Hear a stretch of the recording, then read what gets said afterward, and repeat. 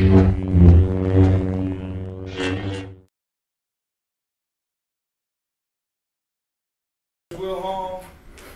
Dickey, Darrius Caldwell, Bulls are 5-0 for the first time since 2000.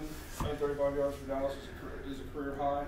We'll let Coach Hall start with comments and then we'll open up for questions. Well, first thing I want to say is just what a tremendous win this was for our program. But not just that. It's a tremendous win for our community, for our university. And it's a tremendous win for the direction that Dr. Kyle Marrero is trying to take this university as a whole. And we're a part of something so much bigger than just playing football on Saturday. And I think everybody that's a part of this program understands that and embraces it. And just a huge win today. It was just a gut check win. Not many things happened right for us. You know, we lost the turnover battle, I believe, 2-0 until right there at the end with the interception.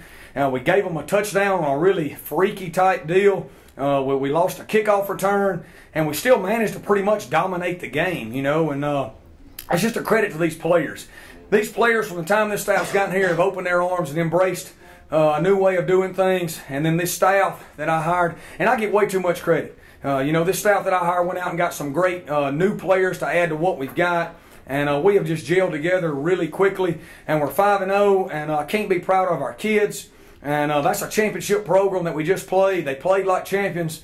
And, man, they've got a lot of great players, and they played the game the right way. So I'm just really proud of our kids and how we hung in there and fought through in this game. Coach, how much does that win solidify what you and everybody you brought in is trying to do here and trying to build here? Well, it's a big win because they're the two-time defending conference champions. They're ranked in the top 25. Everybody picked them to beat us. And it's a big win for our program. It kind of gives us a benchmark win right now to show that we are for real. And that's what we talked about. But they're only going to get bigger from here. You know, we go down to Valdosta this week, and what'll be the biggest game of the year again. Our schedule lines up where we got 4 really tough ones in a row. We're going to take them one at a time. And, man, we got another big one this week. Coach, talk about just the defense today, holding the 10 points on defense.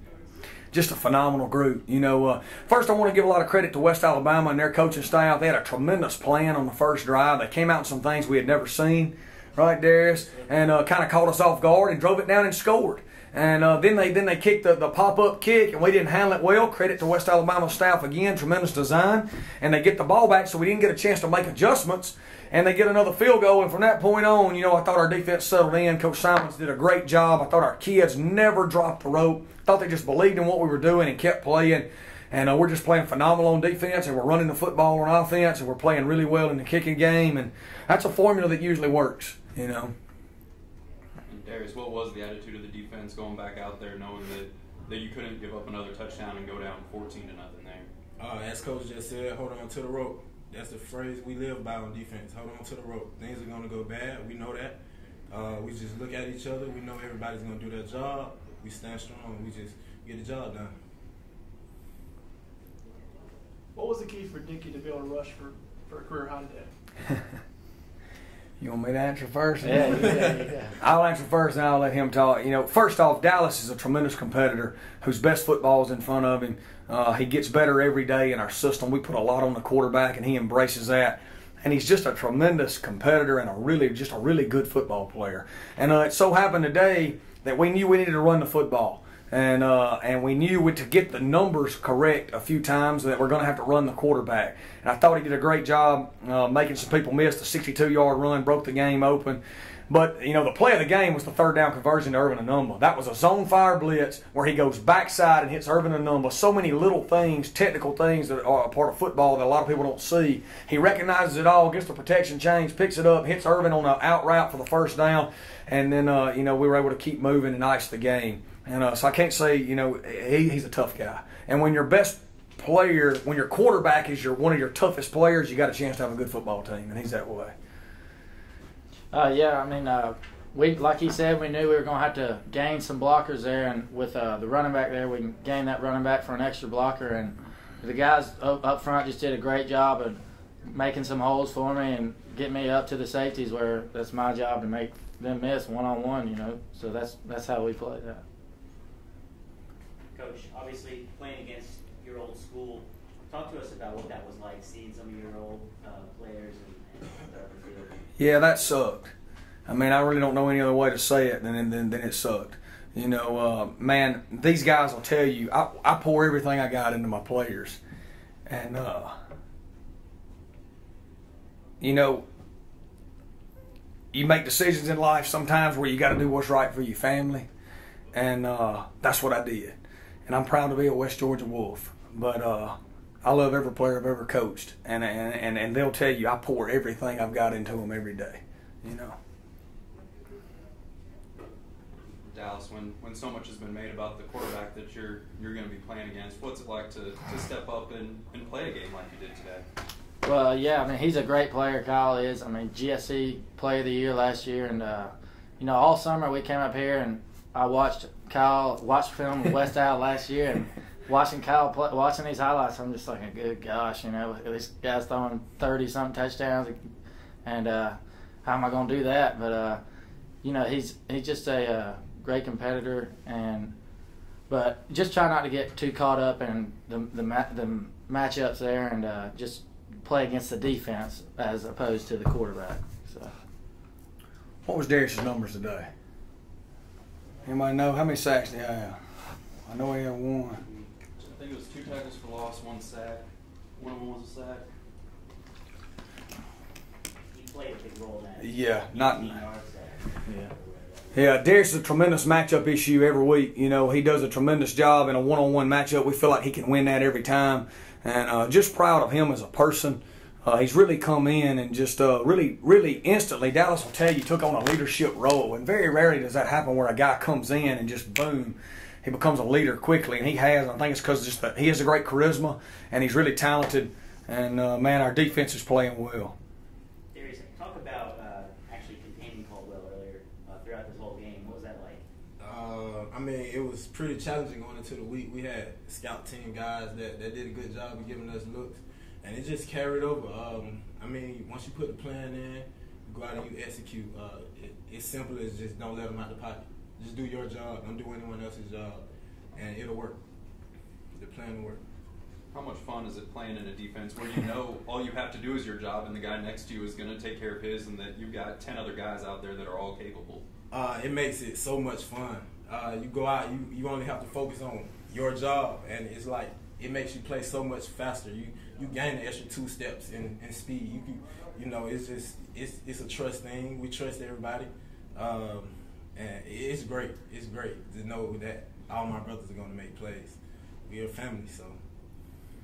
Coach, we couldn't help but notice from the press box that Bobby was spending a lot of time sitting in a particular spot on the bench. Was there an injury or something going on today? No, Gabe Freeman started the game at Mike Backer, and it's just no discredit to Bobby, just credit to Gabe. Gabe's been playing really well in the games and playing really well in practice, and is just over a period of time has been outperforming him. So Gabe won the starting spot this Tuesday, and he was the starter, so he probably played most in the games. I don't know exactly how many snaps everybody played yet, but you know, that's why Gabe started. You know, we play on Tuesdays. We grade the tape. We have competition Tuesday, and how you play in the games matters, and how you play on Tuesday matters. And over a course of time, you know, you have to have competition. You know, without competition, you start dying.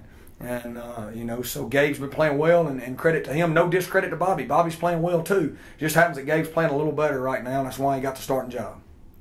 Very nice. Coach, talk about how big Hunter misses that backed up extra point. How big was it that your kicker in a game that could have been a close one comes back and is able to shake that off and make a couple field goals for you? Yeah, he did a great job. Hunter's a young man that played at New Mexico Military and Junior College and made some big kicks there, so it's not his first time under pressure, and that's why we took him. And we got tremendous confidence in him. You know, he's made some big kicks already for us this year, and he's a good man. He's a good person, and man, we felt 100% sure he was going to knock that one in. Coach, talk about Tyrell Adams and 4 plays that really had made a difference in the game. He made 3 plays down on the goal line that forced the field goal, and then the play there that broke up the pass. Well, Tyrell, I mean, I think both these guys will tell you. I mean, Tyrell he's the heart and soul of our program. You know, he's a tremendous player. That's a tremendous person. That's a tremendous leader. That does well in the classroom. He's going to graduate. You know, I could sit up here and keep us here all night talking about him. And so it's no shock to anybody when he makes big plays in the games, because he does he makes big plays in life every day. You know, and see, I mean, Darrius is saying, Tyrell is just, man, he's a wolf. He's everything that those core values on every side of these rooms talk about being. Talk about what happened, that you had to burn all three of your second half timeouts there in the third quarter. Yeah. Our head coach, he really sucked right there, didn't he?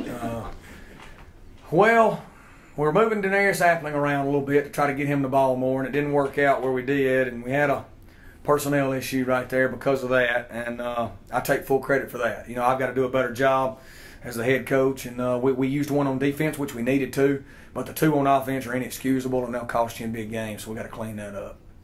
What happened on that fake punt late in, I guess it's third quarter? Looked like to me, you know, a great player made a great play. That's what it looked like to me. He's the punter, and Kyle is a tremendous player, and he's a tremendous competitor, and I think at that time he knew they didn't need to punt us that ball. I think he just caught it and ran left and ran with it and got it. I may be wrong. I don't know. I don't know what their plan was, but I know they rugby to the right because he's a right-footed kicker. And, you know, great players in big games make great plays, and Kyle Caldwell is certainly a great player. And that was a huge play at the time. How much do you try and transition between enjoying this win, recognizing what it means, and also getting ready for a big rivalry matchup next week? Well, we're going to enjoy it. You know, if we can't enjoy a win for one night, then our priorities are out of line. So we're going to enjoy this one, right? Yeah. Ain't no doubt. We're going to enjoy this one, and we're going to wake up tomorrow, and then the biggest game of the year is coming up. And, man, we're going to have a great week of practice. We're going to do what we always do. And, you know, we're going to load up and head down to Valdosta for a big one next Saturday. And what's the biggest thing you take from this game heading into next week? Oh, wow. I guess the first thing that came to my mind when I opened up opening statements is how many things kind of went wrong for us. I mean, to say we're going to start off the game, they're going to drive it and score after. Did we stop them 2 or 3 times? We stopped them twice and had penalties. Then they score, then they kick it. We drop the kickoff, they get it, and they drive it and score, or we stop them, whatever. And I mean, we had about 17 snaps on offense in the first half and had the lead. You know, then you say in the fourth quarter or right at the edge of it, we're going to snap the ball because we think they're offsides. They're going to bat it in the air and catch it in the end zone to give them a touchdown. And we're still going to win the game by more than one score. I mean, that's a big step forward for this program now. You're talking about, that game was 45-14 last year the other way. So credit to these players, credit to this staff, my assistant coaches. I mean, just a phenomenal group of recruiters and coaches and people. And I think these players will tell you that. And, just a great team win today for the whole community and university.